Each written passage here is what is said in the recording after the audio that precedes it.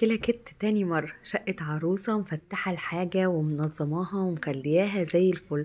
ما شاء الله، ايه العرايس القمر اللي تفتح النفس على الشغل دي؟ ما شاء الله ولا حول ولا قوة الا بالله. والدة العروسة والعروسة واهلها كانوا مفتحين الحاجة كده بالشكل دوت.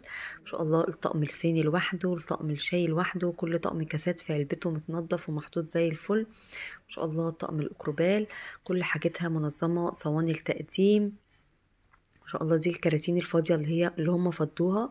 طبعا انا ما ببقاش عارفه حاجه العروسه هي جايبه ايه، اعداد ايه. هي لما بتفتح عليا الحاجه، بتفتح لي الحاجه كده وتكون الحاجه ظاهره قدام عيني، بتسهل معايا كتير في الفرش. وببقى عارفه بقى هرص لها الحاجه فين، وبتسهل كمان عليا في الوقت، فاهمني؟ يعني بدل ما نفرش الشقه في وقت ونمشي متاخر، لا بنفرش في وقت قصير جدا، وتبقى الحاجه ظاهره قدام عينينا. حاجه المطبخ انتوا شفتوها متفتحه فئات، كل حاجه لوحدها. هنا دي الشماعات الخاصة بالتعليق كانت برضو مطلعاها وحطالي شنط اللبس في قلب الغرفة. ما شاء الله. ده كده شكل تقسيمة الدولاب. هتشوفوا بقى الدولاب بتاع عروستنا ده بعد الفرش وجماله، بجد شقة عروستنا النهاردة في حتة تانية. اللهم بارك يا رب، ربنا يسعدها ويهنيها يا وعريسها يا رب. هنا بقى دي كل المفروشات في دولاب غرفة الأطفال. انتظروا فيديو شقة عروستنا بعد الفرش، بجد الشقة دي في حتة تانية. يلا، بسم الله الرحمن الرحيم. السلام عليكم ورحمة الله وبركاته. ازيكم حبايبي، عاملين ايه؟ يا رب تكونوا بخير. معاكم دعاء باشا، صاحبة قناة فرش عرايس طنطاوية. اللي اول مرة يشوف قناتي، انا دعاء باشا، بفرش شقق عرايس. اتمنى تشتركوا في القناة وتفعلوا زر الجرس لكل عشان يوصل لكم كل جديد في شغلي بإذن الله. اول حاجة كده معانا الحمام على ايدي اليمين وانا داخلة، والجزامة. الحمام كانت سوري على ايدي الشمال وانا داخله من باب الشقه، والجزامه كانت على ايدي اليمين. ما شاء الله ولا حول ولا قوه الا بالله. شقه عروستنا وتفاصيلها النهارده في حته تانية. تعالوا كده نصلي على الحبيب. اللهم صل وسلم وبارك على سيدنا محمد وعلى اله وصحبه اجمعين. ما شاء الله، دي الشقه اللي احنا شفناها قبل الفرش، كانت كل حاجه محطوطه على الترابيزه وفي الارض. للعلم احنا سلمنا الشقه دي في يوم واحد، وفي وقت قصير جدا، لان طبعا زي ما انتم شفتوا الحاجه كانت متفتحه. دي الترابيزه بتاعتها مكونه من 6 كراسي. الكراسي من ورا كانت فيها زي خشب، تجليده خشب كده من ظهر الكرسي من ورا. الوانات السجاد مع لون العفش والموبيليا، ما شاء الله اللهم بارك يا رب. ده كده الشكل العام للنيش بتاع عروستنا. حطت لها كده طقم شمعدان، وحطت لها الصينيه الجولد وعليها الفازه القمر ديت، وحطت لها الطقم الكريستال الجميل ده. ما شاء الله، ربنا يبارك لها ويسعدها ويهنيها يا رب. تعالوا بقى نشوف اول قطعه معانا من النيش. ان شاء الله خصصت لها الضلفه دي للحاجات كلها السيلفر، والضلفه التانية للحاجات الجولد. هنا حطيت طقم كاسات اللي هو طقم خشاف السيلفر دوت، وورا طقم كاسات اللي هو رفيع ده، ودمجت معاه طقم شوبات معاه استكانات. هتقولي يا دعاء الرف مزحوم مليان. ما شاء الله، مامتها جايبه لها اعداد كتير جدا، ربنا يسعدها ويهنيها يا رب. هنا حطينا الصينيه السيلفر دي، وحطيت معاها طقم الكاسات الكريستال، ودمجت معاه برضو طقمين كاسات سيلفر.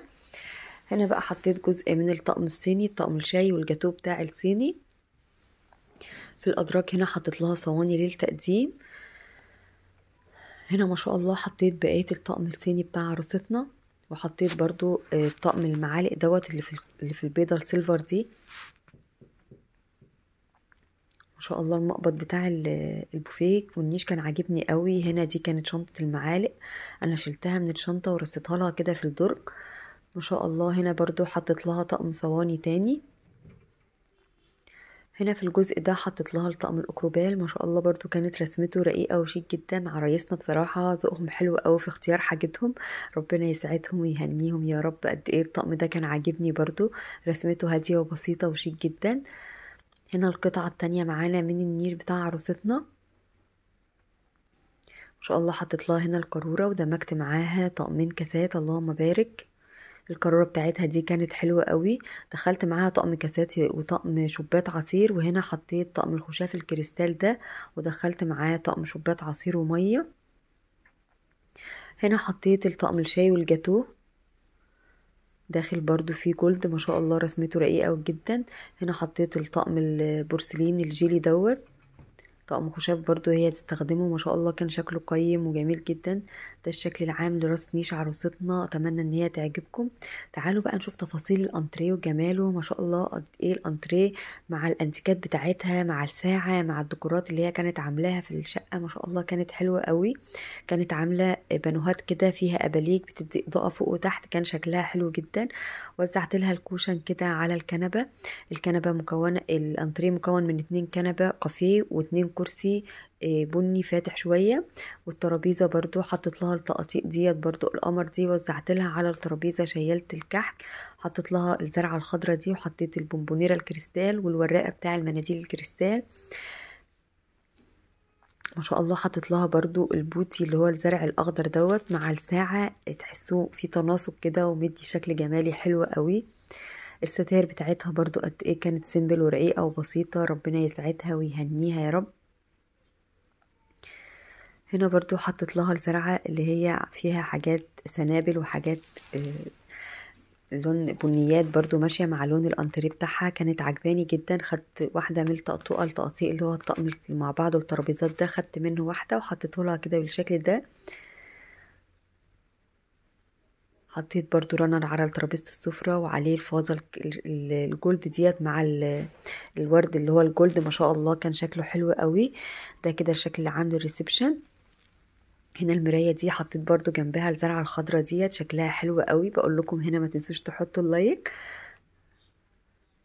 ما شاء الله ربنا يسعدها ويهنيها بحاجتها يا رب. تعالوا بقى نشوف الطرقة بتاعتنا ونشوف تفاصيل بقية الشقة بتاع العروسة. ما شاء الله دي كده طرقة التوزيع. هنا غرفة النوم والليفينج والمطبخ، الجزء التاني غرفة الأطفال والحمام. ما شاء الله تعالوا نشوف غرفة نوم عروستنا، ما شاء الله ولا حول ولا قوة إلا بالله، ربنا يبارك لها يا رب. ده كده الشكل العام للغرفة.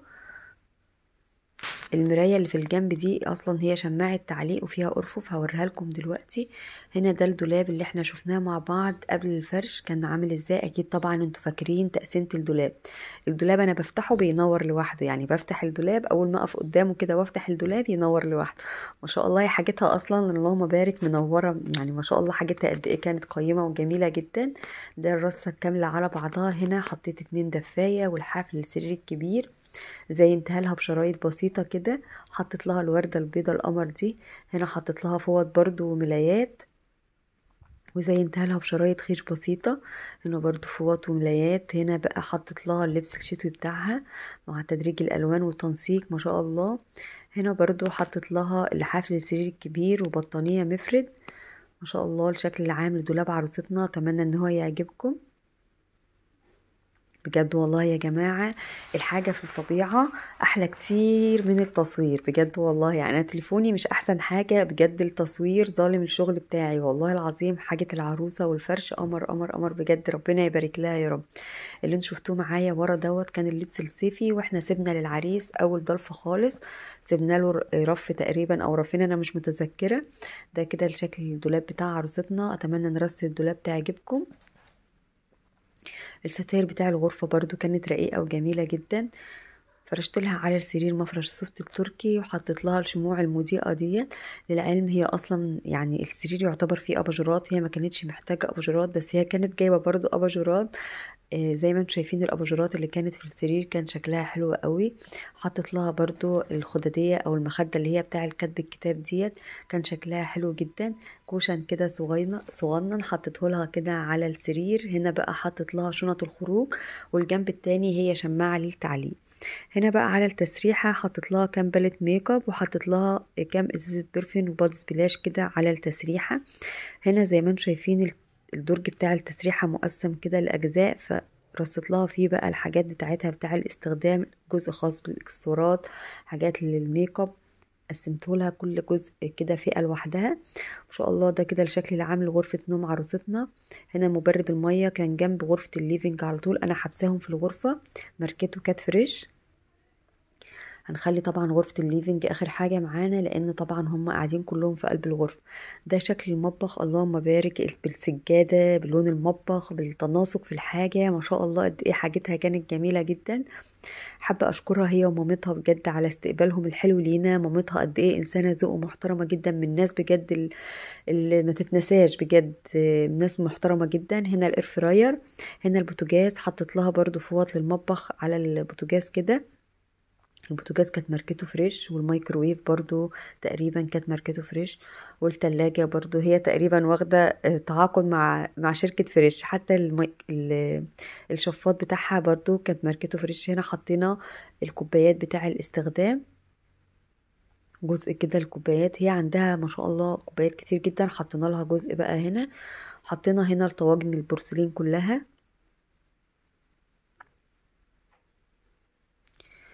هنا في الوحدة اللي فوق دي برضو حطيت لها طواجن بايركس ومعاها طواجن بورسلين.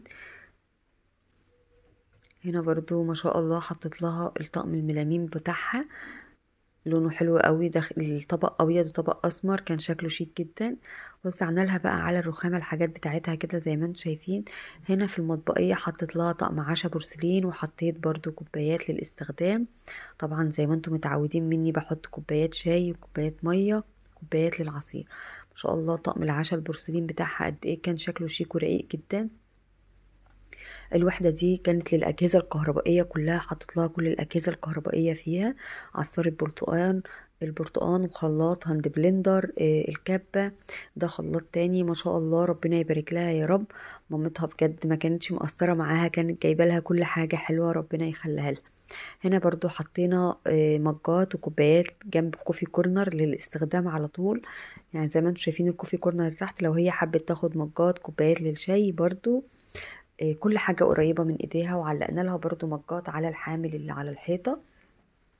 هنا حطينا العجان، وحطينا ترمس الشاي، وحطينا 2 كوستر كده بالشكل دوت، ما شاء الله ربنا يبارك لها. هنا برضو دي القطعة النيش بتاع المطبخ، حطينا لها بقى كاسات للاستخدام وكوبايات، وفوق كده حطيت لها طقم خشاف، وحطيت معاه طقم شوربة بالبولة بتاعته بورسلين. هنا برضو حطيت طقم شوبات عصير، ومعاه طقم مجات، وحطيت برضو هنا كاسات وكوبايات ما شاء الله، وطقم شربات ورا. هنا بقى حطيت برضو طقم خشاف كريستال بالبولة الكبيرة بتاعته، حطيت طقم كاسات RCR، ودمجت معاه طقم كوبايات عصير، اللهم بارك. هنا حطيت لها طقم حافظ الطعام دوت، ما شاء الله ربنا يسعدها ويهنيها بحاجتها يا رب، اللهم امين. هنا في الجزء ده حطيت لها جزء خاص بالقلايات، وتحت حطيت لها الصواني الكيكه كلها، صواني الكيكه باكملها، الالمونيا كلها ما شاء الله ربنا يبارك لها ويسعدها. هنا في الادراج بقى كانت جايبه هي منظم، حطينا لها فيه المعالق، وحطينا لها بقى الحاجات الرفيع كلها كده في الدرج الاولاني. حاولت ان انا الم لها كل الرفيع بتاعتها في درج واحد، ما شاء الله الدرج كبير جدا يعني، بعدد درجين 2 مع بعض. وهنا حطيت صواني للتقديم. هنا حطيت لها بقى فوط المطبخ، والورق بتاع الاير فراير، والاكياس بتاعتها، والورق الفويل، وكل الحاجات اللي هي برضو خاصة، والراب الاسترتش، وكل الحاجات الخاصة بالاستخدام في المطبخ حطيتها لها تحت في الدرج مع بعضه. هنا حطيت طقمين حلل ما شاء الله، حطيت معاهم البراد الجرانيت، هما طقمين حلل جرانيت، وحطيت معاهم الطقم الكنك اللي في النص دوت. هنا تحت برضو حطيت الطقم التيفال، حطيت الجريلا، وحطيت الاتنين القلاية اللي هما بالغطا بتاعهم دول سيراميك ما شاء الله. ده كده الشكل العام لرصة الحلل بتاع عروستنا. هنا بقى خصصت لها الوحدة ديت للستانلس كله. انتوا عارفين طبعا ان الستانلس بيبقى حاجاته كتير وبيبقى كبير، فانا خليت لها الحاجات الكبيره لجوه، خليت الحاجات القريبه من ايديها للاستخدام. هنا بقى حطيت لها الحاجات البلاستيكات كلها، للعلم هي الوحده عميقه معايا لجوه، فحطيت الحاجات اللي هي مش هتستخدمها استخدام يومي لجوه، والحاجات التانية القريبه من ايديها في الاستخدام قدام. ان شاء الله ده كده الشكل العام لمطبخ عروستنا. اتمنى ان رصة مطبخها النهارده تعجبكم. متنسوش تقولوا رايكم في الكومنتات، متنسوش تشتركوا في القناه وتفعلوا زر الجرس للكل. واهم حاجه اللايك اهم حاجه، ما تنسوش تحطوا اللايك، اللي مش هيحط اللايك انا هزعل منه. ما شاء الله هنا دي غرفه الاطفال بتاعتها، اللهم بارك، ربنا يسعدها ويهنيها يا رب. قد ايه الغرفة دي كانت عجباني قوي قوي ما شاء الله، بالتسريحة بالسراير ما شاء الله كانت حلوة. هنا الستاير بتاع الغرفة برضو كانت بسيطة ورقيقة. شفتوا منظر السرير من ورا الشباك بتاع السرير، كان فيه كابوتونيه لونين كده مع بعض، كان لونه حلو قوي. هنا ده شكل الدولاب طبعا شفتوه معايا قبل الفرش. هنا بقى تعالوا نشوف تفاصيل الدولاب، فرشناه ازاي وحطينا لها فيه ايه.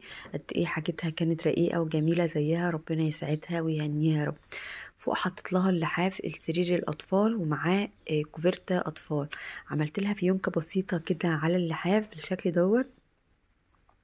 هنا حطيت ملايات الاطفال كلها، رصيتها لها برضو رصة بسيطة وسهلة. هنا حطيت دي دفاية أطفال ومعاها كوفرتة وطعمت بفوط الأطفال.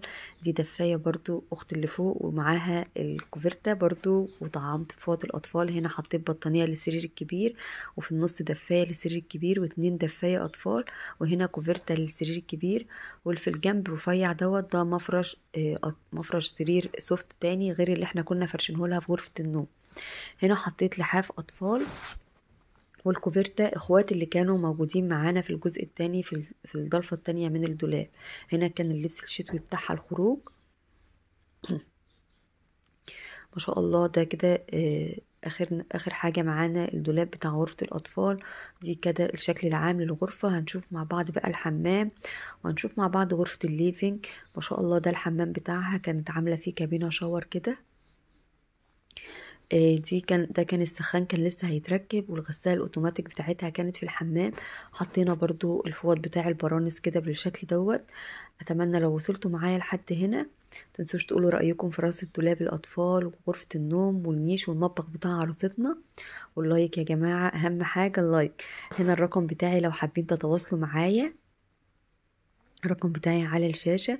هنا ما شاء الله اللهم بارك ولا حول ولا قوة إلا بالله. دي غرفة الليفينج بتاع عروستنا، كانت عاملة الركنة على حرف ال، ودي المكتبة بتاعتها وزعنا لها عليها الديكورات بتاعتها والزرع الجميل دوت اللي هي كانت جايباه. حطت لها فانوس جولد كده، والستاند اللي هو بتاع النتيجة الصغير. حطيت البوتي اللي هو الزرعة البيضة دي برضو ما شاء الله. هي كانت جايبة برضو مراية قمر كده، وكانت جايبة طابلو باللون الستيل الجولد ما شاء الله. وزعت لها الكوشن كده على الركنة بالشكل دوت. ما شاء الله قد ايه حاجتها كانت رقيقة وحلوة زيها، ربنا يسعدها ويهنيها يا رب. ده كده الشكل العام للغرفة بتاعت عروستنا. دي السحابة بتاع المناديل القمر اللي عليها الدبدوب ده. ما شاء الله ما تنسوش تدعوا لعروستنا دعوة حلوة من كل قلبكم بجد، لان هي تستاهل كل خير. ادعوا لها كده ان ربنا يسعدها ويهنيها بحاجتها يا رب، اللهم امين. وكده نكون خلصنا جولتنا. ما تنسوش الاشتراك وتفعيل زر الجرس للكل. والسلام عليكم ورحمة الله.